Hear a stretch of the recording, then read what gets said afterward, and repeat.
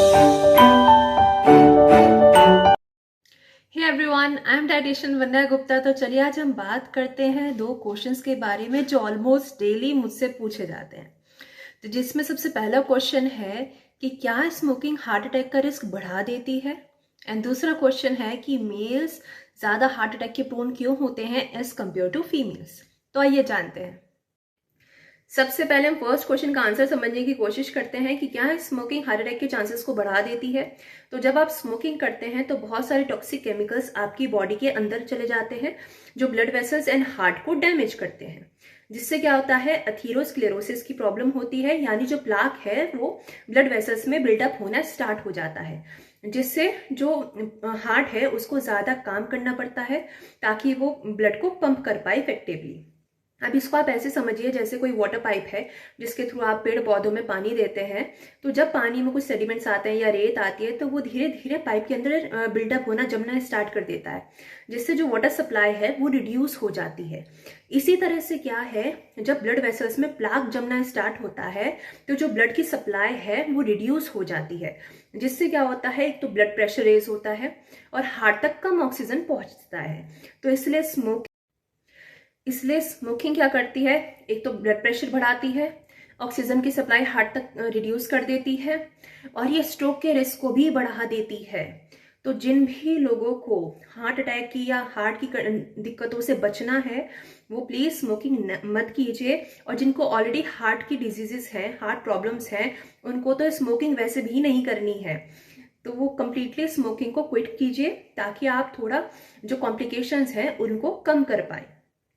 अब second question जो हमारा है वो है कि मेल्स हार्ट अटैक के प्रोन क्यों होते हैं कंपैरेटिव टू फीमेल। अब बहुत सारे लोगों को लगता है कि जो फीमेल्स हैं उनका जो स्ट्रेस टॉलरेंस है वो ज़्यादा है, इसलिए उनको सीवीडीज की रिस्क जो है वो कम रहता है। बट जोक्स अपार्ट, इसका कुछ साइंटिफिक रीजंस हैं, जिसमें जो मेजर रीजंस हैं वो ये हैं। एक तो stress coping mechanism mails and females का डिफरेंट है। मेल्स जब बहुत ज़्यादा स्ट्रेस में होते हैं तो उनमें से बहुत सारे मेल्स स्मोकिंग और अल्कोहल की तरफ स्विच होते हैं। और अभी इससे पहले वाले क्वेश्चन के आंसर में हमने पता लगाया कि स्मोकिंग हार्ट अटैक के या हार्ट डिजीजेस का जो रिस्क है उसको बढ़ा देती है। तो स्मोकिंग करनी, एक्सेस में अल्कोहल कंजप्शन करना, ये सीवीडीज का यानी हार्ट डिजीज के रिस्क को बढ़ाता है। और मेल्स में एक हार्मोन होता है टेस्टोस्टेरोन जो ज्यादा अमाउंट में प्रेजेंट होता है एज कम्पेयर टू फीमेल्स। अब कुछ स्टडीज में पाया गया है कि टेस्टोस्टेरोन एलडीएल यानी बैड कोलेस्ट्रॉल का जो लेवल है उसको थोड़ा इंक्रीज करता है, जो अगर आप ध्यान नहीं देंगे, अच्छी डाइट फॉलो नहीं करेंगे, एक्सरसाइज नहीं करेंगे तो आगे जाके हार्ट डिजीज का रिस्क बढ़ाएगा। On the other hand females में एस्ट्रोजन ज्यादा अमाउंट में प्रेजेंट होता है। मेनोपॉज से पहले पहले एस्ट्रोजन फीमेल्स के अंदर ज्यादा होता है एज कम्पेयर टू मेल्स। अब ये जो एस्ट्रोजन है वो एक प्रोटेक्टिव बैरियर की तरह काम करता है जो हार्ट को बचा के रखता है, हार्ट को प्रोटेक्ट करने का काम करता है। और एस्ट्रोजन एचडीएल यानी जो गुड कोलेस्ट्रॉल है उसके लेवल को भी बढ़ाता है, जिससे जो कार्डियोवैस्कुलर डिजीजेस यानी जो हार्ट की दिक्कतें हैं उसका चांसेस कम हो जाता है। लेकिन मेनोपॉज के बाद ये जो एस्ट्रोजन है वो डिक्लाइन होना स्टार्ट होता है, उसका लेवल कम हो जाता है। तो मेनोपॉज के बाद फीमेल्स भी उतने ही हार्ट डिजीजेस के रिस्क में रहती हैं जितने मेल्स रहते हैं।